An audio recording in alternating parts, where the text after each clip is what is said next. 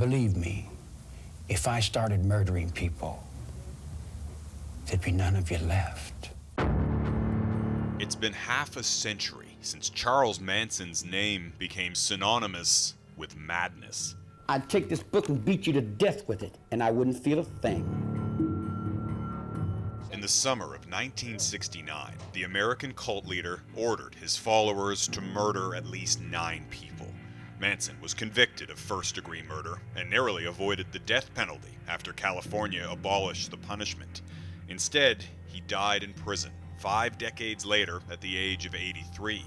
But the morbid fascination with his story lives on.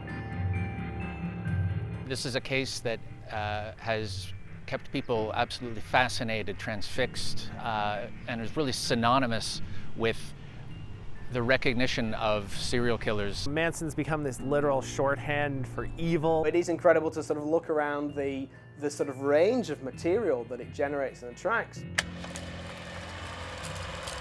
The 50th anniversary of the Manson Murders has spawned a host of new movies and books, including Quentin Tarantino's Once Upon a Time in Hollywood. Charlie's gonna dig you. And Charlie Says by Canadian director Mary Harron. Are you willing to die for me? Adding to an already existing, exhausting list of Manson material. And the rehashing of Manson's story is also refueling the many myths surrounding his case, some of which he himself helped to create. The first Manson myth dates back to his childhood. Born in Ohio to a teenage mother and an absent father, he spent his early years in and out of prison, mostly for petty crimes. But Manson told much taller tales of growing up desperately poor and alone. One popular myth recalls how his mother actually sold her son for a pitcher of beer. Kind of left out the part that he was raised mostly by an uncle and aunt and a doting grandma who gave him fancy birthday parties, bought him nice clothes. Charlie was a hustler. He was a fraud. Manson used those childhood myths to turn himself into a legend, at least in the eyes of his followers. The so-called Manson family, a cult of as many as 100 people.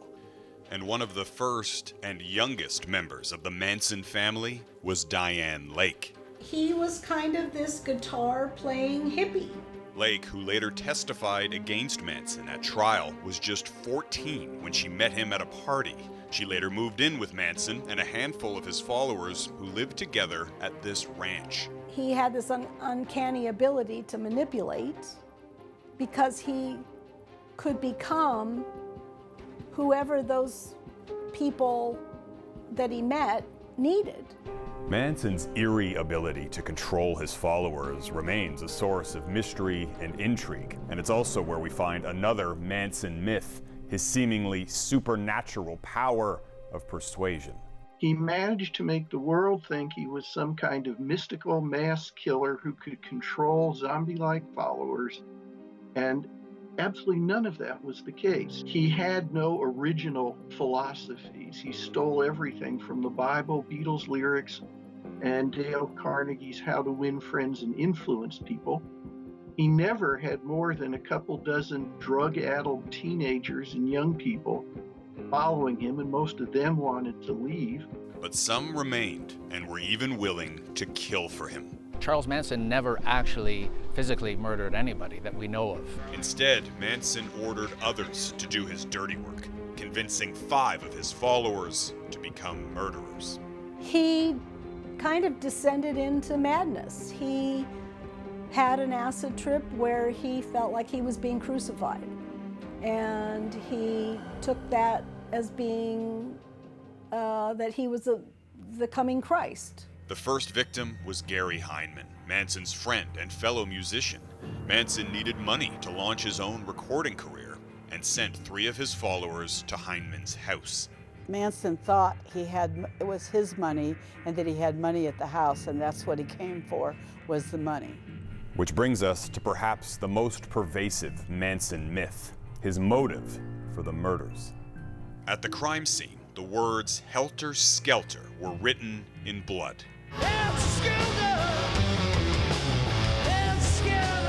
The title of the hit Beatles tune, which Paul McCartney says describes the rise and fall of the Roman Empire. But Manson had his own interpretation. It just kind of means chaos. It just means craziness. The prosecutor in the court case, Vincent Bugliosi, used the helter-skelter calling card to promote his own theory that Manson murdered members of the Hollywood elite to incite an apocalyptic race war by framing pro-black activists for the killings. Manson always denied the race war theory. The last person to ever interview him was Canadian James Buddy Day.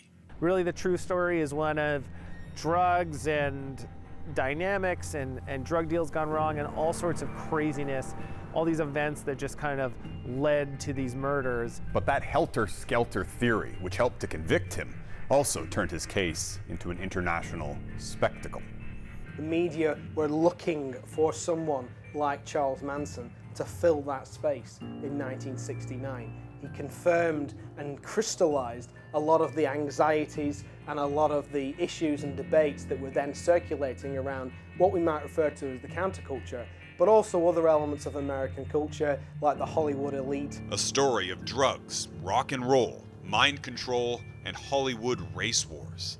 It's little wonder the Manson myths have survived so long.